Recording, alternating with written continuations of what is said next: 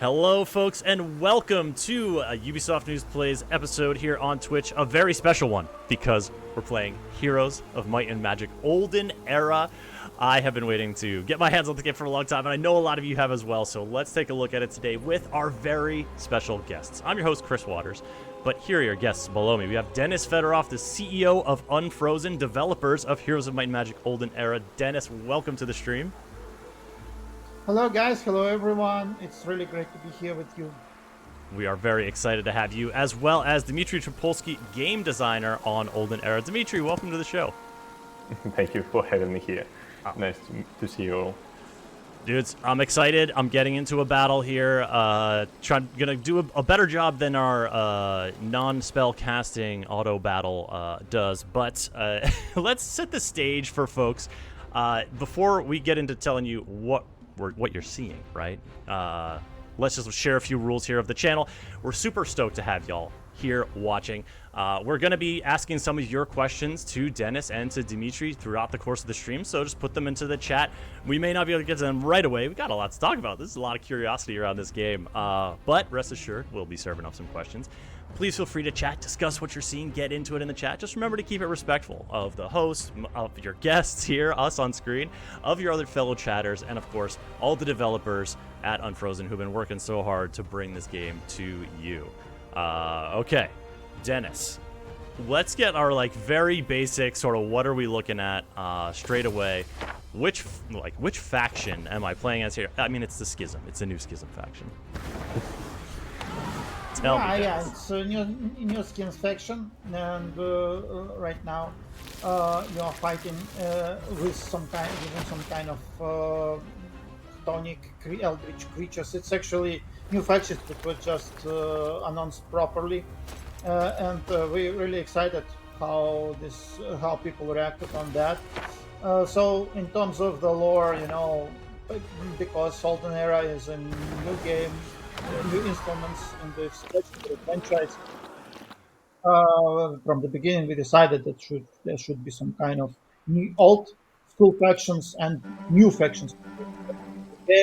Some kind of new factions, but we always trying to be inspired by the old games. So this exact factions was inspired by some creatures from Might and Magic 8. Exactly, where was playing between planes, and there was some kind of eldritch creatures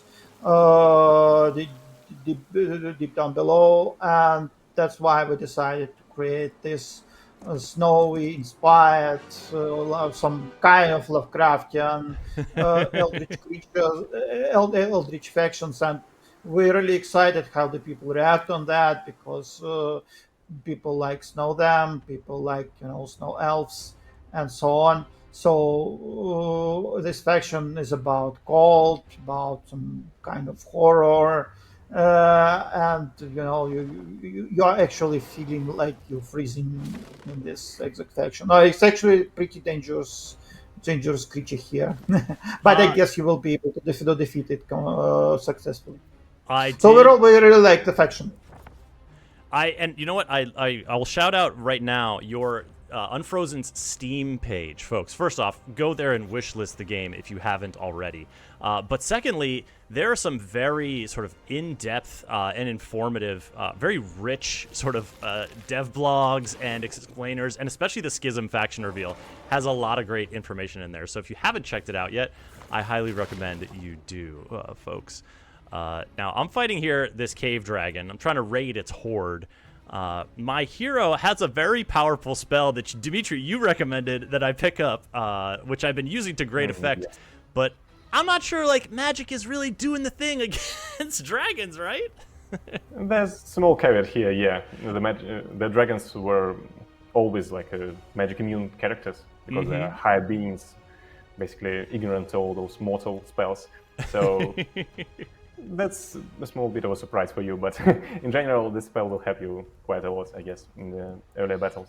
You know what? We're gonna brawl it out with them anyways. Because I want what you have, dragons. Now, Dmitry, let's back it out a little bit. Dennis mentioned we're playing the new Schism faction. Talk to us a little bit about kind of the mode that we're playing here. This, by the way, folks, is a preview build. Maybe you've been seeing some some other streamers, some other content creators playing this build recently. If you haven't and you want to see some more Olden Era, folks are out there playing it. So this is definitely a great season for taking a look at people playing. But actually, Dimitri, before we talk about the mode and stuff, I've just leveled up. I'm now level 3. I've got a few options: basic leadership, basic economy, and advanced abyssal communion. We could be here all day just looking at this screen. It's very information rich. But is there anything you want to like point out in particular as I make my choice here? I would probably say it in general that we wanted to improve the classic heroes experience of leveling up and getting random skills that shape your game the unique way every single time. But we wanted to give a bit more control over the randomness. So we present you with 3 different options at each particular level. And you always have like one new skill, one of the skills you already have. So if you really want to basically skill up this Abyssal Communion, that is the faction-specific skill of the Schism faction, you can always level it up, basically, or any other of the spells that you already have. I like that, So, especially because Abyssal Communion is a very interesting one.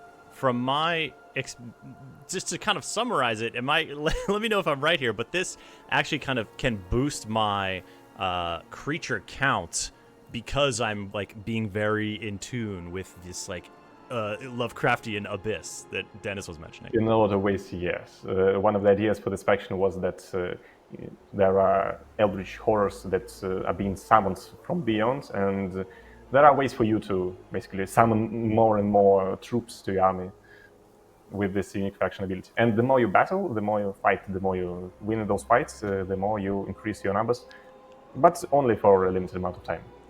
Of course, it has to be balanced. Yeah, there's a little bit of a decay on the communion level, right? Yes, yes. Dennis, go ahead. Yeah, the idea behind this changes was that from the beginning we wanted the factions to be different from each other, not in terms of just in terms of visuals, but also in terms of gameplay itself. So that's some kind of unique feature. So we want to distinguish the factions, how they perform, how they play, to be them really different. So every faction has own unique abilities of the heroes. There are different, some kind of different buildings in the castles, and also there is different, totally different faction laws, which is unique each of the game, which will be a bit later. showcased a bit later. So again, the philosophy here is distinguish the faction from each other, so they will be really different, not in terms of visuals, but in terms of gameplay itself. Absolutely, and you're certainly getting that icy and that sort of eldritch vibe from the town look here at the Schism. Now, but first, guys, I am seeing a lot of you with a very particular question, and it's a timing question. Folks are so excited to get their hands on this game. Dennis, I'm going to serve it up to you. Is there anything we have to share today about sort of like timing for people getting their hands on Olden Era? Let's say there will be some update pretty soon, and unfortunately that's all I can say at the moment. It's gonna be pretty soon, please, folks. Not today, guys, please don't miss anniversary, which in just 2 days, and there probably will be some news. Let's say that. We do have a very special celebration happening in just 2 days here on the Ubisoft YouTube channel. If you don't have that, if you're not following that channel already, go ahead. You'll get those notifications. So it's about 48 hours from now is when you're going to want to tune in to Ubisoft's YouTube channel. Now, here I am in the... do you imagine this to be yourself, or are you being the hero, Dimitri, when you're playing? Is this, you're like the, the eldritch god trapped inside the ice castle? Yes, it's some sort of ancient horror that's been trapped in ice. So it basically summarizes the whole faction, I'd say. So it gives you great explanation for action. Town screens is a big part of the hero's vibe, and that's why we put a lot of efforts in building this, and we made this floating camera to show the castle itself from the different angles. And also, as you remember, and people will probably remember, we even rebuilt some castles almost from scratch. just to satisfy you to let the game satisfy to meet your expectations, guys. Heck yeah, Because Yeah, because after all, basically, we're working for you. I love that attitude, Dennis, and that really brings me to a question that I was curious about in terms of early access, in terms of like what you're working towards, but also how you've been very transparent throughout the development process on Steam. This is a game that you have been really communicating a lot on as the development process has proceeded. What has been the kind of team's philosophy about how much to share and why you're really, talking to like doing these big in-depth sort of vlogs on Steam?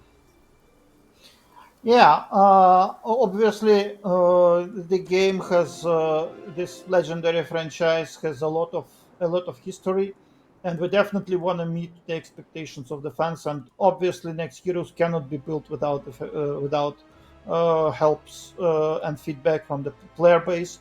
Of course, we have our own vision for the heroes as fan ourselves, because personally, I play since first King's Bounty, since first Heroes, and a huge fan personally.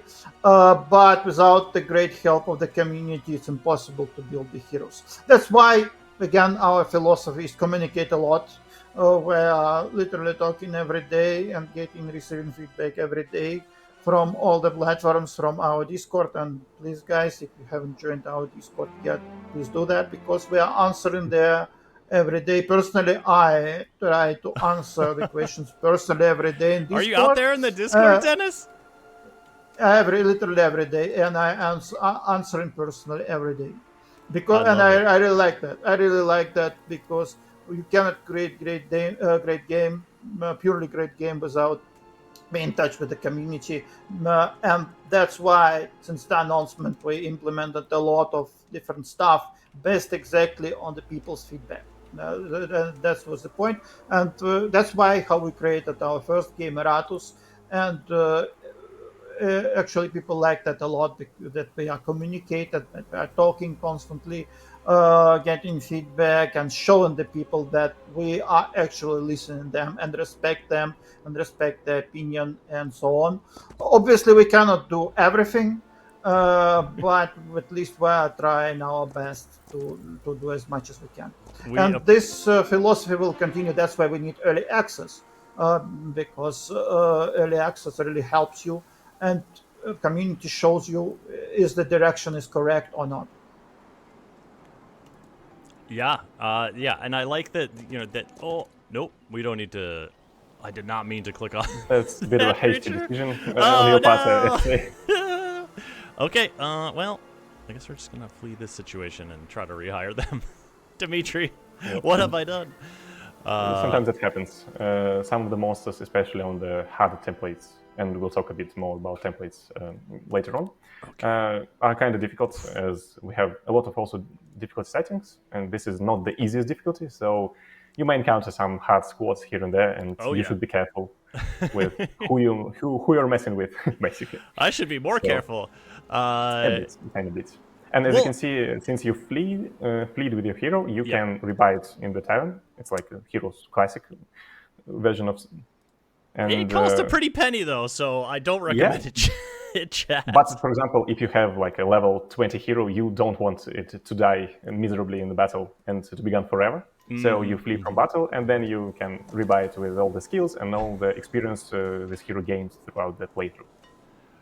Excellent. Yeah, we definitely appreciate the ability to reclaim the hero.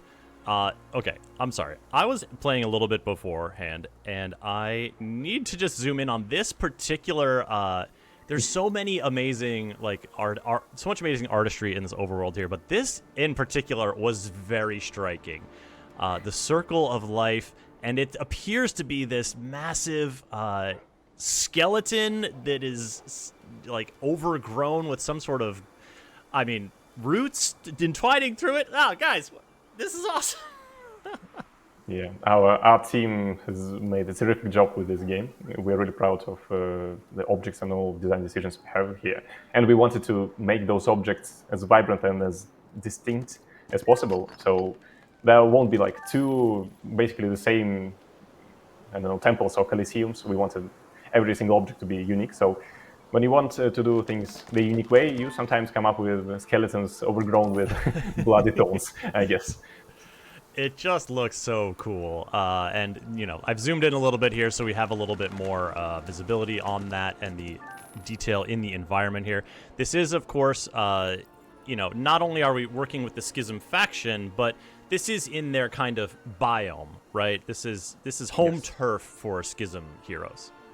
Every single faction, as it was common, for example, in Heroes 3 game, has its own native terrain, as we call it. So basically, the terrain they're most comfortable with, the terrain that gives them some sort of bonuses based on their faction ability. Basically, Schism units have additional speed and a bit more power on the snow terrain because it's their home terrain and they know it best.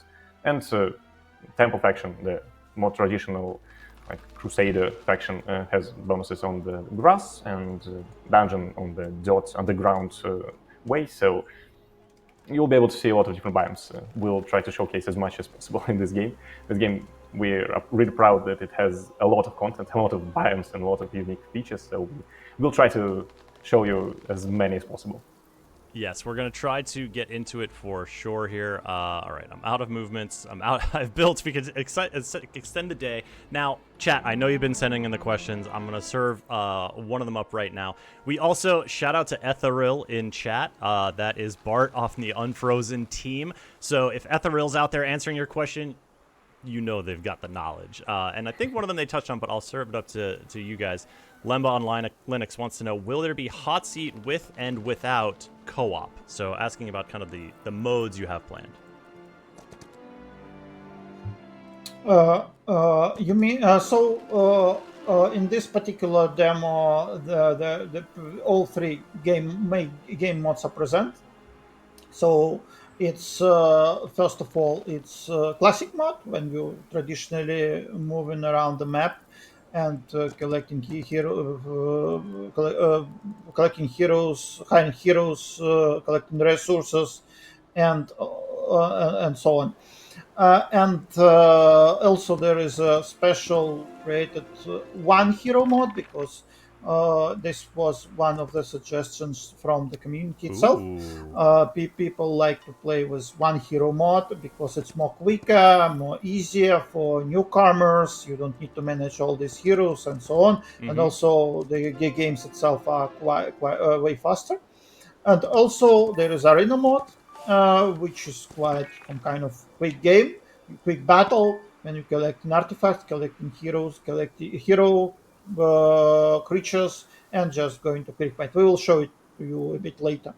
But talking the game overall, what you should expect in early access, there will be a huge bunch of single player content. There will be first part of the campaign, and according to our research, our expectations, even this first part you will require around, let's say, medium player require around 15 to 20 hours to finish the campaign itself. There will be single player scenarios like in traditional Heroes, of course.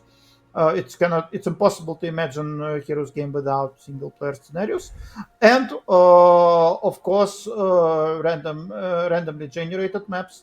This is probably the first Heroes games which were literally built around random map generator. He's quite strong. We worked on that around almost since the beginning, almost 4 years, I guess. And now it's quite strong because we definitely wanted this feature to be competitive. Right now we have the situation when we have a lot of different templates.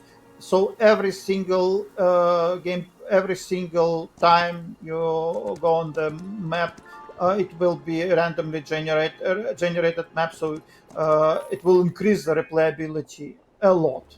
And we worked a lot and spent a lot of time polishing this generator, polishing the templates, and there will be more than 20 probably different templates from each of the single hero mode and classic mode.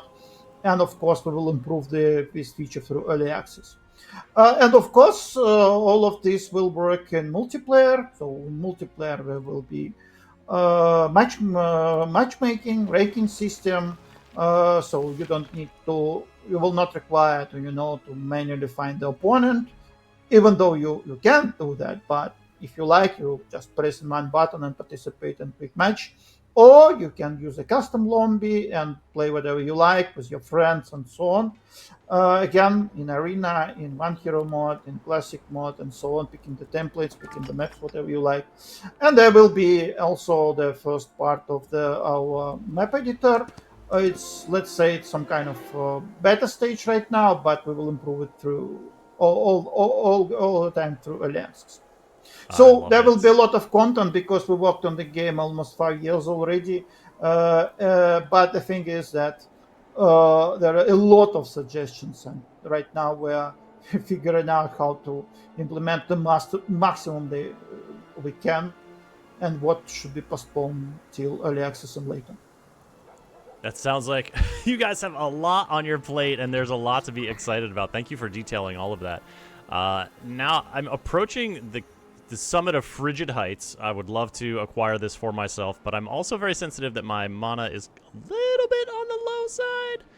I think that this guard is easy enough for you to have guard? no real problems with it. Yeah, they don't seem very it's like tough. I think. Oh, it's just the those are two. Okay. tier 1 creatures, of your faction. And you can see no losses whatsoever, so nothing to be worried about. Nothing to be worried about. But actually, I do, at the risk of taking some losses, I kind of want to take a look because I haven't battled at a castle yet. Oh, okay. They're not in the garrison. Oh, okay. Yes, because every single castle has a lot of buildings, and one of those buildings are the walls. So you need to have walls to break through them.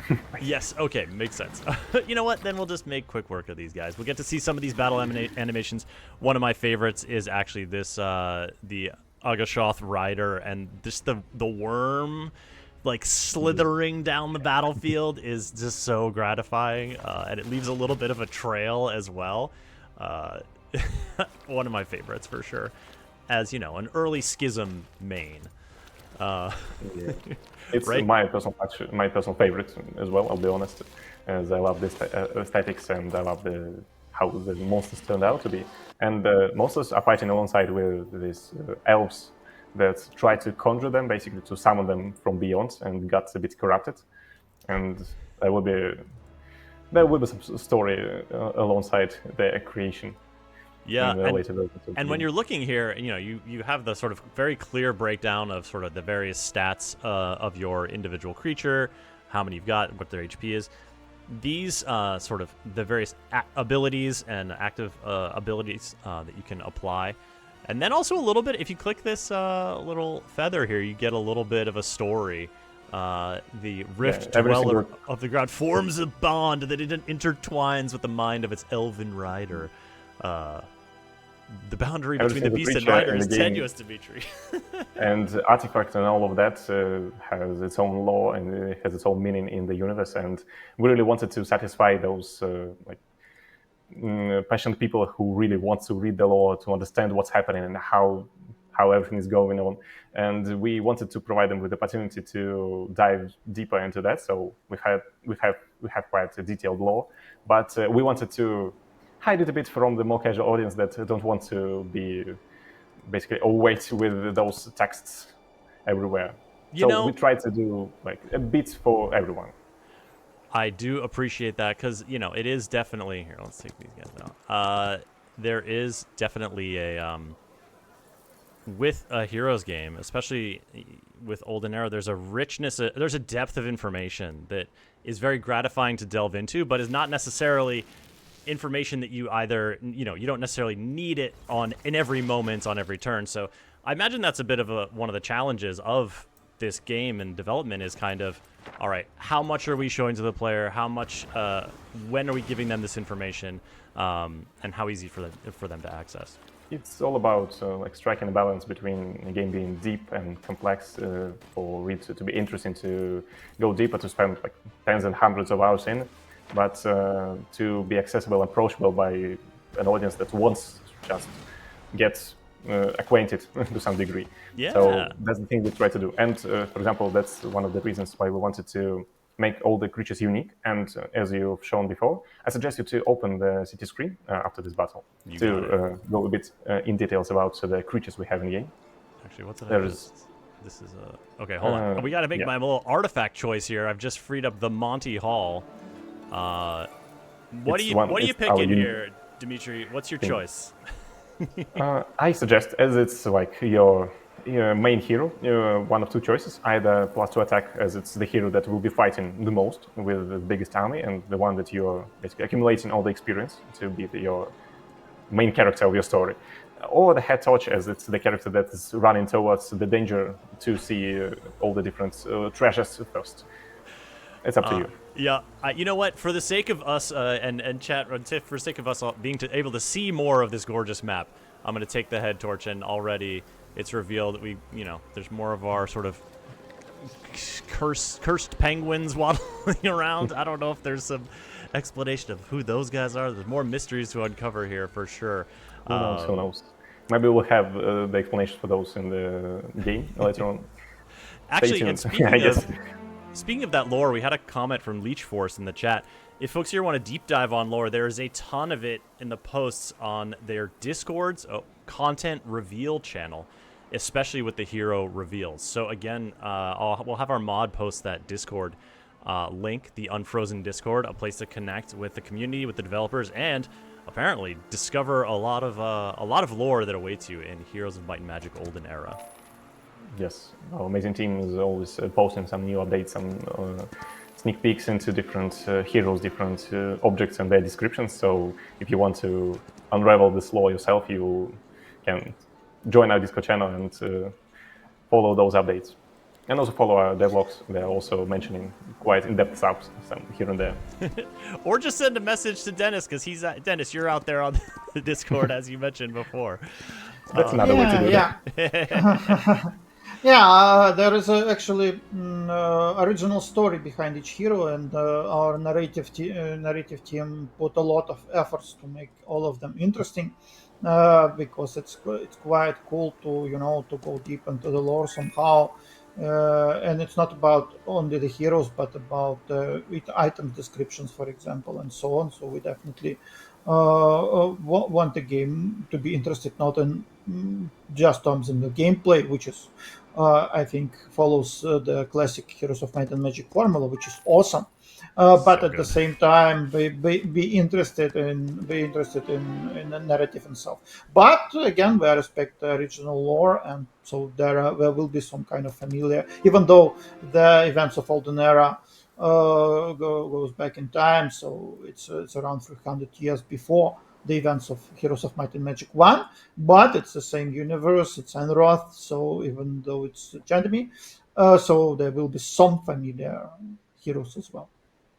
So stay tuned, and you will be able to see some familiar faces as well. Excellent. All right, now I have 2 castles to build out here, and I want to get some of my creature production buildings up, because we're almost at the end of our first week. And we might actually, because we're about 30 minutes into the stream, we might end up switching to another faction to take a look at here shortly. Before that, I suggest to please go ahead. Showcase one thing that I wanted to showcase really badly. Okay, can you please press the second top button on the left in the city screen? Is it this laws button?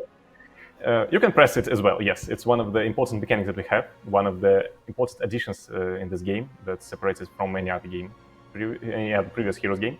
It's like a unique tree of laws, passive upgrades for your faction.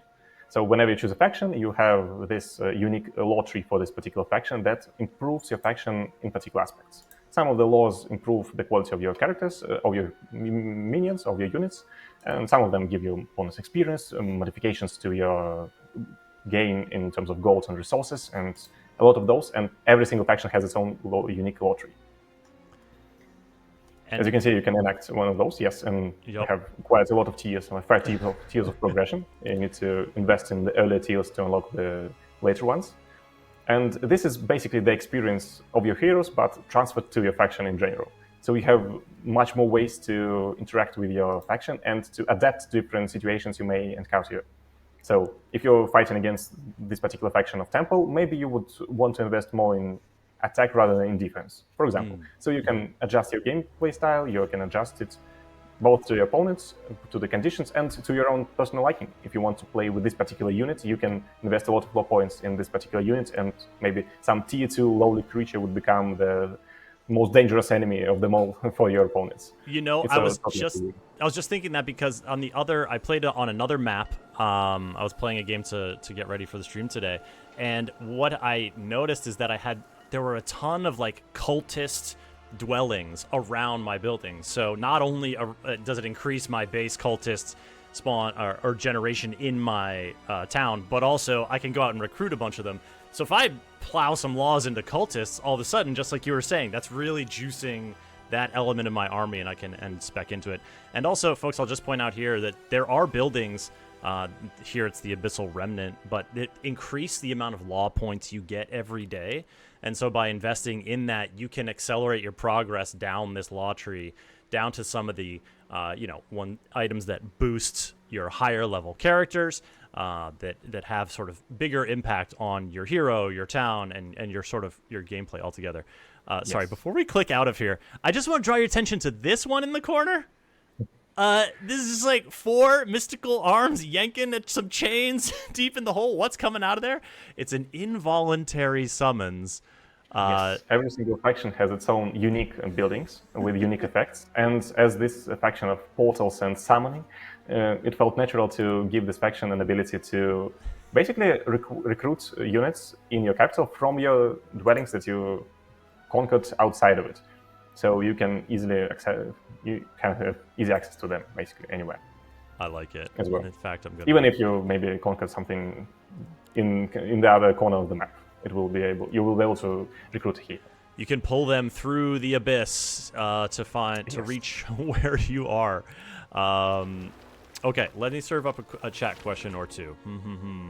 Sorry there's just so much to chat about, chat. Shanga Bison is asking, are there any plans for underground terrain or like the ocean, like a sea and ship travel, sort of this different, these sort of different biomes, these different adventure areas in the overworld that we've encountered before in the series? We really like the features, and again, it's in the DNA of classic Heroes of Might and Magic. But the thing is that we want these features, not just make them, right? To just do that and that's it. We want to do them pretty good with nice visuals and with proper quality, and we want to implement some additional gameplay features as well. So just additional biome, but with some kind of unique features and so on. Okay. That's why we plan to implement underground later, till 1.0 in early access. In the full release, there probably will be underground, and we will announce our plans about sea a bit later.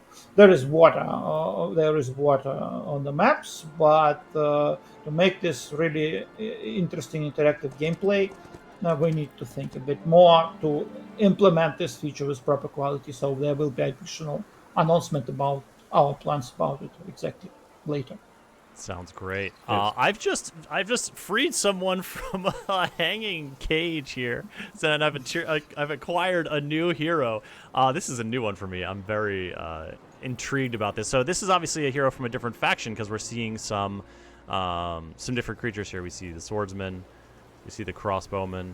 Yes, this is the hero from the Temple faction that we've mentioned before, a bit more grounded in comparison to the Schism at least. I like it. I think we can proceed to other faction, maybe to Temple. Only one thing that I want to showcase, please. Yes, of course. I really wanted to. One more thing for you, open Dmitry, then we'll hop into another faction. We'll do more chat questions. We're keeping it rocking here, folks, and we're excited to have you here in the chat with us. Dmitry, talk to me. Can you please open the town screen? Any town, whichever one you like. And on the left panel with the 7 icons, the second from the top, this is the screen with all the creatures you can see in every particular faction. I really wanted to showcase 2 different things. One is that we have really amazing tentacle monsters in this particular faction, and the second one is if you can see, every single this creature card has 3 dots on top, with one being highlighted at the moment. If you press the buttons, you can see the upgraded versions of these creatures. as it's a tradition in the Heroes game, you can upgrade those creatures that you hire. And we wanted to implement right from the get-go, from the start in the early access release, 2 different versions of upgrades. It was one of our personal favorite features and one of the most beloved features within the community in Heroes 5, for example. And we wanted to implement it here. And every single creature has 2 different versions of upgrades. And you can choose basically whichever version you like. Some of them are more defensive, some of them more offensive, some have more active skills, some of them have more passive skills, and some of them may be even useful on the map, while others are more useful in the battle. So we have a lot of things, and all of these factions that we are presenting, all of them have these different modifications of your gameplay, also in terms of units, and they're really cool. They all look super cool, but one of the things that I appreciate here and you were touching on is how easy it is to compare the 2 different upgrades, because you go back and forth, you can see, and even when you're recruiting them, which I don't have enough, I don't have the creatures to hop into a different sort of during the upgrade creatures screen. Actually, yeah. So during the upgrade creatures, let's say you had some concubus here. They're either going to upgrade to Mistress of Chains or Bewitcher. This gives you such a clear breakdown of how all their sort of attributes differ. And then it's easy to spot which icons are changing here on the side and to compare them. So, for example, I was fighting, and I noticed that one of the creatures here, I believe the Binder, has this ability that removes a counterattack charge from an enemy. And I had a big battle against an enemy that lands their counterattack before you attack them. And so when I was able to use that ability and neutralize that, I was like, oh man, I'm really figuring it out, guys. I guess it's a really good feeling to kind of like have that stuff click into place. So yeah, that was I made good use of that tool there for sure. Yeah. Really wanted to make it as distinct as possible, with different modifications, with different strategies you may implement, and different these aha moments that you can find for yourself. Okay, so we're back here in the build, and we're taking a look. We were just playing in the classic mode, but of course you see also here there's the arena mode, a quick game mode where you draft a hero, their equipment, and army, and then proceed directly to duel. And there's single hero. So which one should we hop into next, Dennis? What's on your minds? I think we can start with single hero and maybe temple faction. All right. First of all, we chose the template, one of those that are available. We'll have much more templates in the game, but at this moment you can see that these 3 templates also have different victory conditions in the bottom right part of the screen. So we have different victory conditions.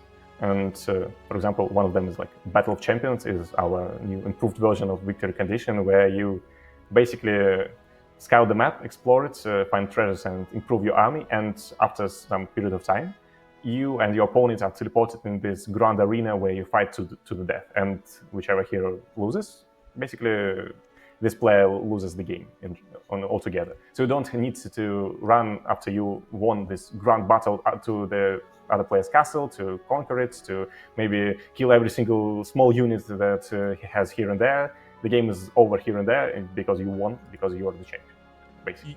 You just go and challenge them in the final arena. You're like, all right, we've done all this building, but now it's you and me one-on-one. Let's go. Yes. Because it was a lot of requests from the community to implement simultaneous turn, but we realized that people are quite some people are quite sad, but when simultaneous turn, which is great feature actually, ends, right, and you are switching to non-simultaneous turns. That's why we decided to implement some kind of experimental mode when you will literally have never-ending simultaneous turns, and just final battle when you play single hero mode. And this is quite cool because we should respect the time of the people. No, not everyone can play, for a few hours. Some people like to play, 30 minutes in the evening, and this is quite good. So yes, we have classic mode and play hours and hours, but also this exact one is quite fast. Can we show temple a bit? Yes, think. we definitely can. I just wanted to and, show off some of these hero portraits because they are amazing. The variety and of the different sort of the creativity of all of these, it just blows me away every time. But yes, let's look at Temple for sure. So, all right, go ahead. Tell me, would you like us to go ahead and hop into a temple, or do you just kind of want to take a look at some of these heroes? What's your preference? Pick whatever you like. All right, here we go. Eos the Exalted. All right, they look so friendly. Look at Mary Elias. Yeah, Maybe I can play this red guy Vesper. Some people probably recognize him. All right, sure. Yes. Let's do it. He is a bit younger version of Vesper from Heroes of Might and Magic 2. I like this is a very cryptic description of his situation. All right, Helltide. I've chosen the one that Dimitri was mentioning, but do you prefer a different template, or is this one good to go? That's perfect. All right, let's get into no it. problem. Okay, this is my first time checking out the temple situation. Folks, a few moments in chat, mentions here in chat. First off, Mado Collapse has raided with a party of 4. Welcome to the stream, y'all. Super happy to have you here. I'm Chris Waters of the Ubisoft News team, work for Ubisoft, showing off games that Ubisoft develops and publishes in this case, and do all sorts of stuff that's really fun, including these fun live streams here on twitch.tv/Ubisoft. If you're in the chat, please serve up your questions. Not only are we going to try to get to some of them for Dennis and Dimitri, but we are also have Etheril and Kate Spunky in the chat, who are from Unfrozen as well. They are answering questions. They are authorities on the game. So if we don't get to yours, keep an eye on the chat. They may get to it, and we really appreciate them being in the chat today as well. And also a reminder to keep the conversation respectful of us, your hosts and guests, respectful of the people in the chat, and respectful of all the folks who've worked so hard to put their creativity into bringing this game to life.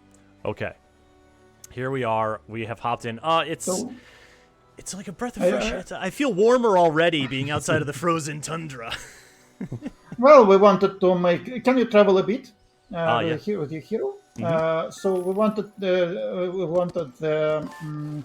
world to be alive, So there is quite a lot of walking creatures and some kind of breathing alive world, with which we hope will cause a lot of nostalgia in the eyes of the fans. There are a lot of questions about the